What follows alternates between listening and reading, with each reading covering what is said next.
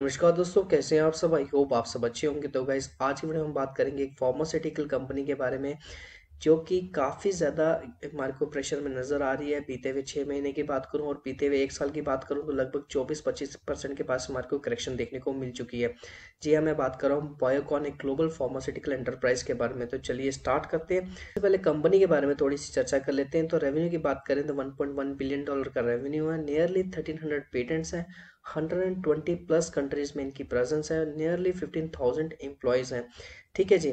की मैट्रिक्स की बात करें तो मार्केट कैप जो है 31,948 करोड़ है। करंट प्राइस जो है 266 है। 52 वीक हाई और लो की बात करें, 52 वीक हाई जो है 411 का और 52 वीक लो 258 का है।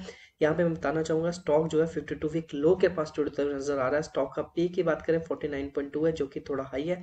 इंडस्ट्री पी से काफी ऊपर है। इंडस्ट्री का पी जो देखेंगे तो 27.3 है। बुक वैल्यू 80.2 है, यानी कि प्राइस टू बुक रेशियो लगभग 2.5% के पास है। तो वैल्यू इन्वेस्टिंग के हिसाब से अच्छा है। डिविडेंड यील्ड ना के बराबर है 0.19%। आरओसी और आरओई की बात करें तो आरओसी और आरओई लगभग सेम है, 10% से कम है, जो कि एक नेगेटिव सिग्नल देता है।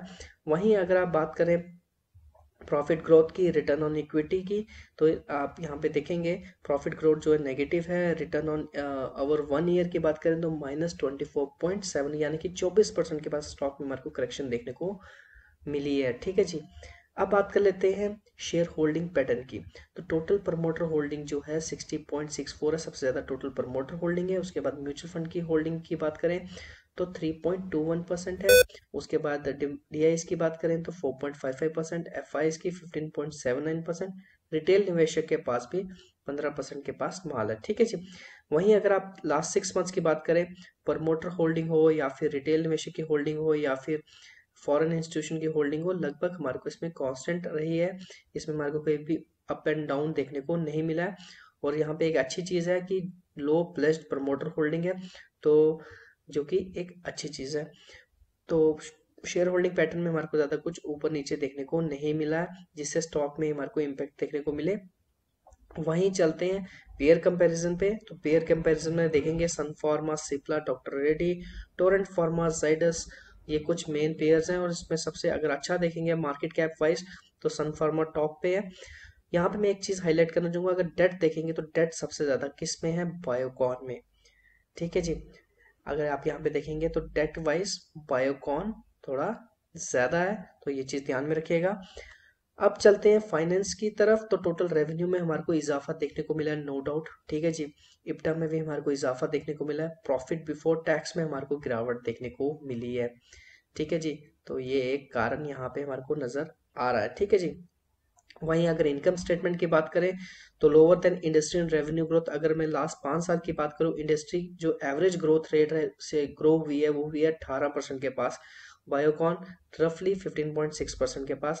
इंडस्ट्री से कम नेट इनकम जनरेट की है। अगर मैं इंडस्ट्री एवरेज की बात करूं तो 26.7% है। और अगर बायोकॉन की बात करूं, नेट इनकम जो ग्रो हुई है ईयरली रेट से वो है 1.16, तो काफी कम है।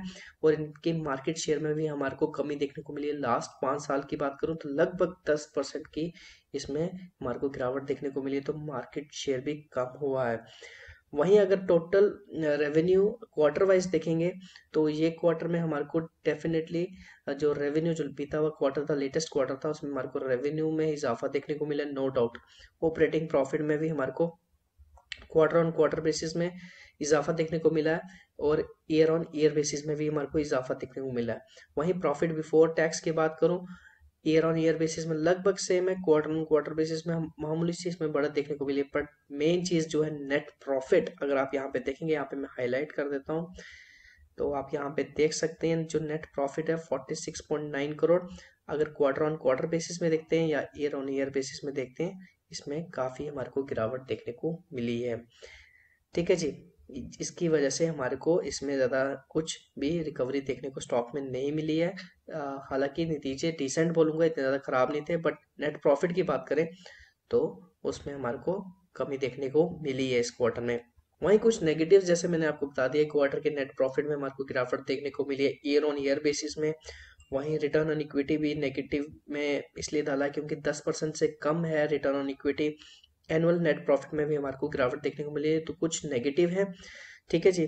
अब बात कर लेते हैं लास्ट ट्रेडिंग प्राइस क्या रहा। लास्ट ट्रेडिंग प्राइस है 266 का। उस फ्राइडे को भी हमारे को इसमें 1.55% की गिरावट देखने को मिली है और लगातार स्टॉक में हमारे को गिरावट देखने को मिल रही है। यहाँ पे आप देख सकते हैं ये लगभग, यहाँ पे मैंने अगस्त से अभी तक का बताया, तो लगातार स्टॉक में हमारे को गिरावट देखने को ही मिल रही है। एक फॉलिंग कॉमेट की तरह नजर आ रहा है स्टॉक। तो क्या कुछ स्थिति है वो चार्ट पे समझेंगे और डिटेल में जान। तो गाइस अभी क्या स्थिति है, अभी जैसे कि मैंने आपको बताया लास्ट ट्रेडिंग प्राइस 266 है। ये यहाँ पे भी एक सपोर्ट है इस लेवल पे। तो वो मंडे को हमारे को पता चलेगा कि यहाँ से भी नीचे जाता है या यहाँ से थोड़ी रिकवरी देखने को मिलती है। यहाँ सबसे पहले मैं आपको दो चीजें समझूंगा, अभी 50 डेज एक्सपोनेंशियल मूविंग एवरेज हो 279 का, या फिर 200 डेज का एक्सपोनेंशियल मूविंग एवरेज हो 308 का। दोनों से स्टॉक नीचे ट्रेड नजर आ रहा है, यानी कि शॉर्ट टर्म तो बेरिश है। ठीक है जी, और काफी देर से बेरिश जोन में ही चल रहा है। वहीं अगर मैं बात करूं सपोर्ट की, तो पहली जो सपोर्ट नजर आ रही है वो है 250 के पास, 250 के पास। अगर 250 के लेवल पे ये रुकता है तो बहुत अच्छा है, क्योंकि आप यहाँ पे देखेंगे पहले भी इसने यहाँ पे सपोर्ट लिया है अप्रैल में। ठीक है जी। तो वहीं अगर मैं बात करूं अगर 250 का लेवल भी टूटता है तो नीचे में एक ही सपोर्ट है जो कोरोना के समय पे स्टॉक में आई थी, वो थी 220 के पास। तो 220 आप बोल सकते हैं कि स्ट्रॉन्ग सपोर्ट है। और अगर पहली सपोर्ट मानेंगे तो 250 की, सेकंड सपोर्ट जो है जो स्ट्रॉन्ग सपोर्ट है वो है 220 की। ठीक है जी। और अगर बात करें ऊपर पे रेजिस्टेंस कहाँ, तो पहला रेजिस्टेंस जो है 279 के पास है। अगर 279 डिसिसिवली कट करता है और सस्टेन करता है तो हमारे को स्टॉक में ऊपर जाने के चांसेस नजर आते हैं, 300 के लेवल अचीव होते नजर आ सकते हैं। बाकी एज सच अब भी कोई भी बुलिश सिग्नल नहीं है, लगातार स्टॉक में गिरावट है। अब यहाँ पे देखेंगे डाउन ट्रेंड में चल रहा है, जो लोअर लोज हैं वो बनते जा रहे हैं, हायर भी लोज बनते जा रहे हैं। जो नया वाला हाई है वो पिछले हाई से नीचे बन रहा है। तो कह सकते हैं जो हायर टॉप्स हैं वो भी नया वाला पिछले वाले से नीचे है, और लोअर लोज बन रहे हैं। तो क्लियरली डाउन ट्रेंड में है। तो अभी ऐसा जिसमें कोई बुलिश सिग्नल नहीं है। स्टॉक को अगर ऊपर के प्राइस पे बाई करके रखा है तो होल्ड कर सकते हैं, और अगर बाई करना चाहते हैं तो दो लेवल याद रखिएगा, 250 और 220 के पास। 220 मेरा मानना है कि वहां पे हम कुछ डिसीजन ले सकते हैं अगर हम लेना चाहते हैं। अदरवाइज आप जो पेयर्स हैं उसमें आप अपने हिसाब से इंटरेस्ट शो कर सकते हैं।